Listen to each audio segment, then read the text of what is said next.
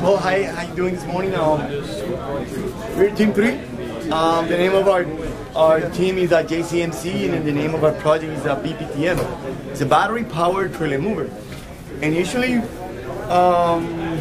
let's start based on the name of each member. My name is Juan Torres, electrical engineering. My name is Moran Calero. My name is Carlos Guerrero, electrical engineering. And I'm Mr. Arbach, electrical engineering. And basically, our design is it's a type of robot that is controlled with two motors, battery, and a speed controller. And what it does is going to move trailers in a short distance in a very tight spot. An example, in a trailer yard where you got to park, and sometimes it's so hard to park it with a pickup truck. That's when our device comes into the situation.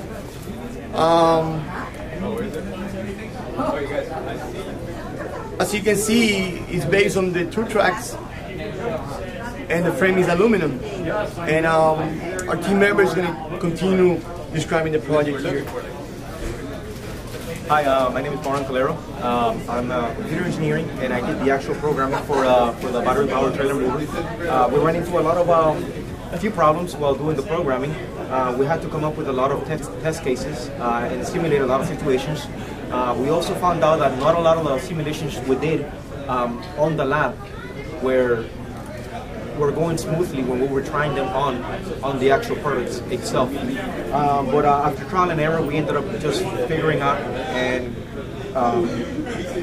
all the problems and tweaking everything correctly. So we're pretty happy with our end product, and it was a very good learning experience. So we hope that everything's going well. Carlos?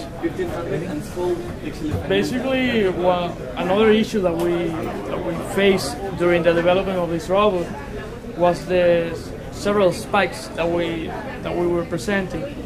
The spike coming because we're moving a high voltage circuitry with managed high amperes, about 34, 35 amperes.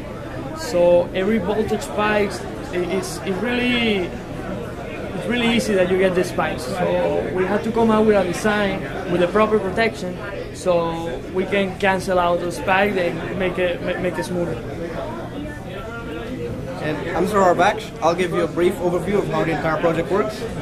As you can see here, this is a remote. There's a joystick, in which you can move in your four basic directions: forward, reverse, left, and right. Depending on which direction you move, that information is sent to our microcontroller. That microcontroller then sends information to an XB, which then relays that information wirelessly to our robot, where there is an exact opposite XB to receive that information, sends it to a microcontroller, and then that information is then sent to our H-bridge or motor controller.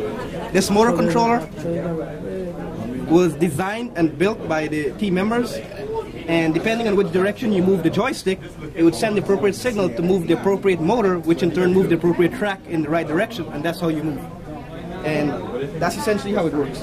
And as you can see in this graphic shows how you get the reversal of the direction with the motor. When you send your 1 and 0, you will get a path, the green line. And if you send a 0, 1, you then get the path of the blue line, which is the reverse. And that's essentially how it goes. And if you send like 2 zeros or 2 1s, it would actually cause a stop. So it's a very safe design. And it's been working very good so far. You can stop it, you can film it. You can get another shot, the one with a straight line, because we had an issue there. So it was one of the first stages.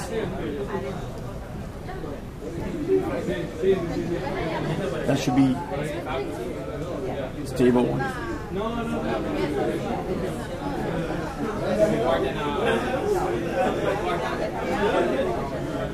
All right, there you go.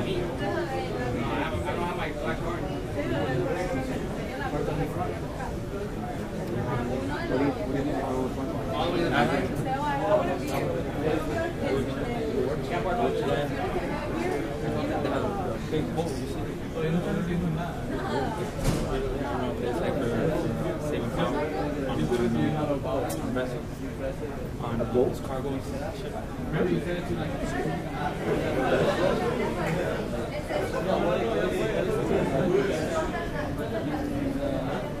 está mandando el 100 o no? ¿Tú sabes por qué dice? Porque no, en realidad a la hora, ¿te acuerdas cuando yo te mando? Hay un string que queda como que... Right now, what we're pulling in here is 700 pounds between the trailer and the jet ski. Initially, our capacity max is be between 1,000 and 1,200 pounds just to pull.